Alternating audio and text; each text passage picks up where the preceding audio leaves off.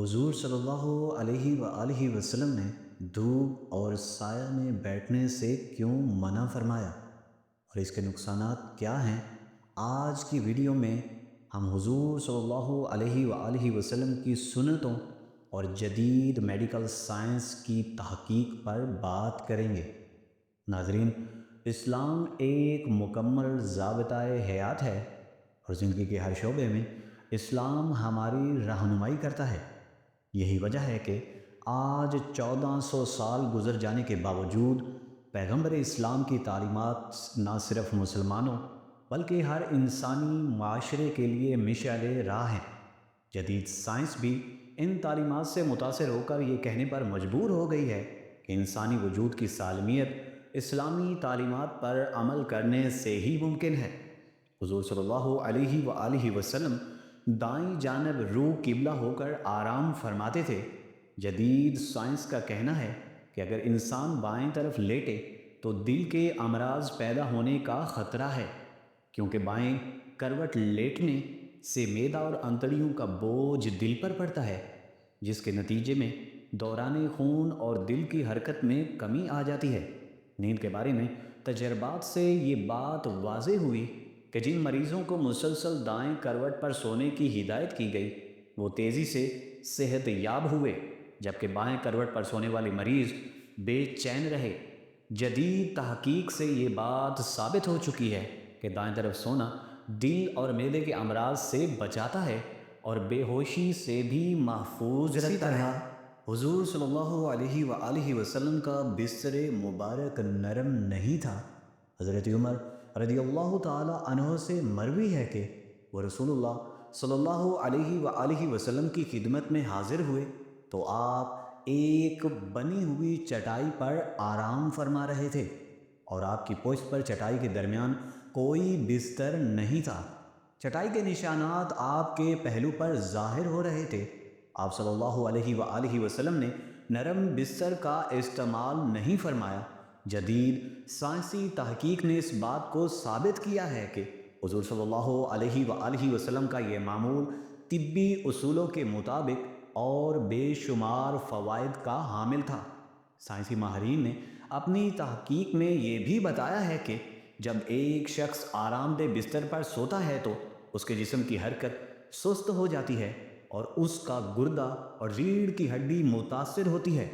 بہت زیادہ نرم بستر گردے میں پیچیدہ ورم پیدا ہوتا ہے اور بچوں کی ہڈیاں نرم ہونے کے باعث ان بستر کا اثر بھی پڑتا ہے، جس سے وہ معذوری کا شکار ہو جاتے ہیں۔ امریکہ کی کونسل فار ہیلتھ نے اپنی حالیہ رپورٹ میں چمڑے کے بستر کو بواسیر، کمر درد، اعصابی کمزوری اور عضلاتی کھنچاؤ کے علاج کے طور پر ذکر کیا ہے۔ حضور صلی اللہ علیہ وآلہ وسلم نے دھوپ اور سائے میں بیٹھنے سے منع فرمایا ہے، کیونکہ انسان کو سورج کی روشنی کی ضرورت ہے۔ سورج کی روشنی انسان کی صحت کے لیے بے حد ضروری ہے اور اس کے جسمانی فوائد بھی حاصل ہوتے ہیں۔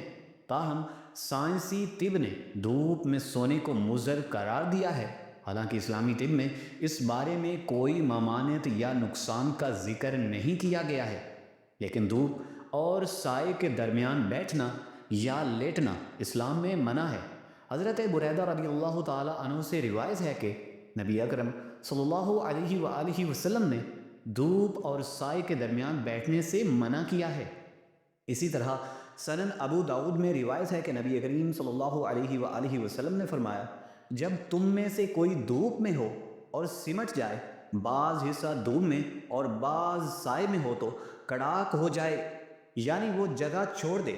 دھوپ میں نکلنا، اس میں بیٹھنا اور خصوصاً سردی کے موسم میں دھوپ میں لیٹ جانا یہ امر طبی ہے، لیکن حدیث کی روشنی میں دھوپ اور سائے کے درمیان بیٹھنا یا لیٹنا منع ہے۔ اس حدیث میں جو ممانعت آئی ہے اس میں اہل علم کے درمیان کچھ اختلاف ہے۔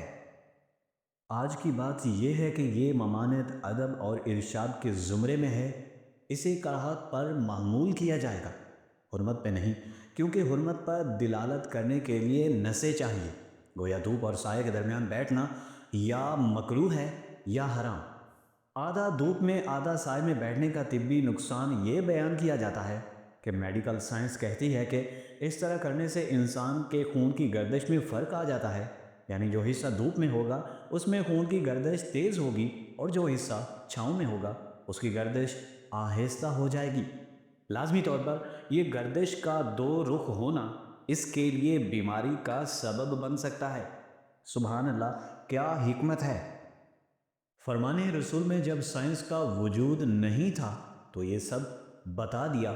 ایک روایت میں نبی کریم صلی اللہ علیہ وآلہ وسلم نے دھوپ اور سائے والی جگہ پر بیٹھنے سے منع فرمایا کہ یہ شیطان کے بیٹھنے کی جگہ ہے۔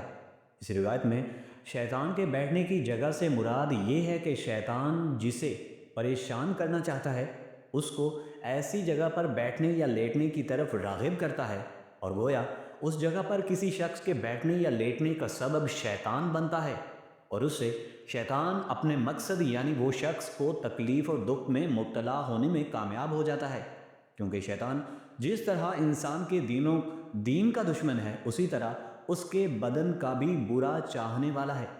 خلاصہ یہ کہ آپ صلی اللہ علیہ وآلہ وسلم کا یہ حکم طبی اعتبار سے ہے، کیونکہ اس میں نقصان کا اندیشہ ہے، اور اس طرح کرنے میں کوئی گناہ نہیں بلکہ اس سے بچ جانا بہتر ہے۔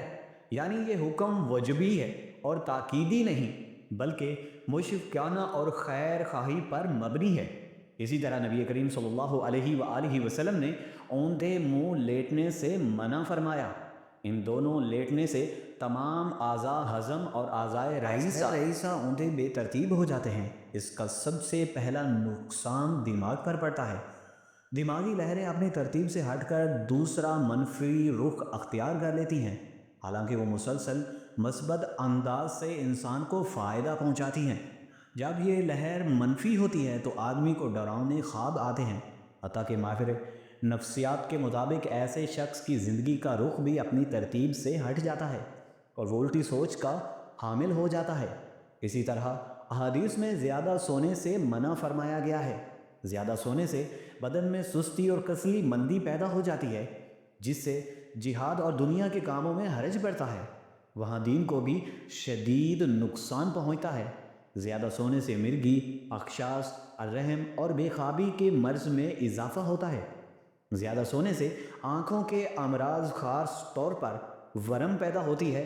زیادہ سونے سے بدخوابی کا مرض پیدا ہوتا ہے۔ بدخوابی کے مریضوں کے لیے تو زیادہ سونا سم قتل سے کم نہیں۔ اللہ تعالیٰ سے دعا ہے کہ اللہ پاک ہمیں نبی صلی اللہ علیہ وآلہ وسلم کے مبارک طریقوں پر عمل کرنے کی توفیق عطا فرمائے۔